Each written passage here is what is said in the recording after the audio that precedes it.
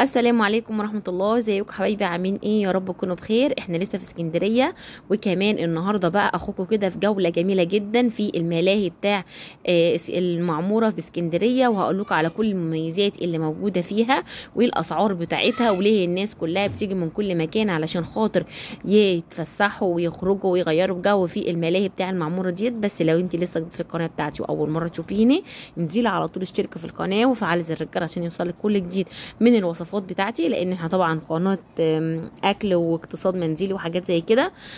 واشتركي في القناه وفعلي زر الجرس عشان يوصلك كل جديد. ويلا بينا. اول حاجه كده من بره خالص، اول ما شفنا كده الفيديو بتاعنا في كافيهات بره كده، علشان خاطر لو انت حابه تقعدي على كافيه ولا حاجه تستريحي من السفر او كده قبل ما تخشي الملاهي. بعد كده بقى على طول في تأجير كده للعجل، وفي عربيات بره بتبيع الحلاوه والتين الشوكي والزلابيا والكريبات وحاجات كتيره جدا. بعد كده بعد ما نخش بقى كده على طول الملاهي بتاعتنا، في هناك الساقيه ديت، والتذاكر بتاعتنا مش غاليه خالص. التذكره هنا عامله 40 جنيه. طبعا السعر بالنسبه للملاهي بره مش مرتفع قوي، مرتفع مثلا نسبه بسيطه جدا.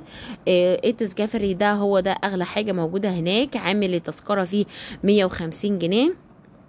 وفي كمان النطاطه، وكمان في هناك موجود الالعاب بتاعه الطلق ديت. وفي هناك الساقيه الكبيره ديت زي ما انتم شايفين كده، برضو التذكره بتاعتها عامله 150 جنيه. كل الملاهي اللي تخطر على بالك موجوده هناك. العربيات ديت موجوده هناك واحنا ركبنا فيها، الاطفال يعني ولادنا ركبوا فيها. التذكره هناك عامله 40 جنيه. لكن التذكره اللي انت عشان تخشي بقى منطقه الملاهي اللي هي تذكره البوابه ما بتكلفش اكتر من 10 جنيه بس. طبعا جميله جدا بالنسبه للاطفال، واسعار بتاعتها برضو كويسه، وبيقعدوا وقت من وقت كويس يعني.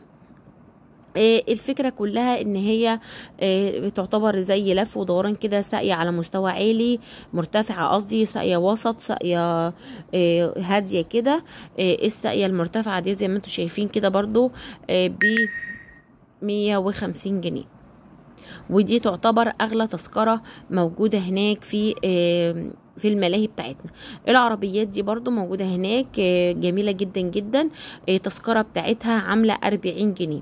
من اجمل الملاهي اللي ممكن تروحيها في محافظه اسكندريه اللي هي المعموره الشاطئ، جميلة جدا ومعمولة على مساحة كبيرة وكويسة جدا. وفي هناك كمان صور لو انت عايزة تصوري مثلا مع حيوانات، النسر تصوري مثلا مع الثعبان الضخم، تصوري مع النسناس او القرد، موجود برضو الحاجات دي كلها. بس للأسف صاحب الحيوانات ديت مرضاش يخلينا نصور معاه، قالك لا هو اللي بيصور بس ما بيصورش حد معاه. طبعا الملاهي جميله جدا، اتمنى كلكم تروحوها. والديسكفري ده بس ما انصحش حد يروحوا لانه خطير جدا، والصوات كان فيه جايب لاخر اخر الملاهي. بجد المنطقه هناك جميله جدا، والملاهي جميله جدا جدا جدا. انا طبعا ما قدرتش اصور لكم كل الملاهي علشان خاطر كمان هي كبيره، وكمان مطولش عليكم الفيديو قوي، لكن دي اهم الحاجات اللي موجوده هناك في الملاهي بتاعتنا.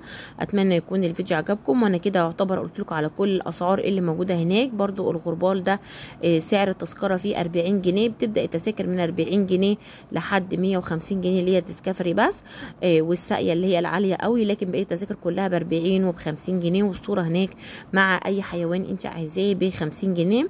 لو وصلتوا للدقيقه دي من الفيديو ما تنسوش تشتركوا في القناه وتفعلوا زر الجرس عشان يوصلكم كل جديد. والسلام عليكم ورحمة الله وبركاته.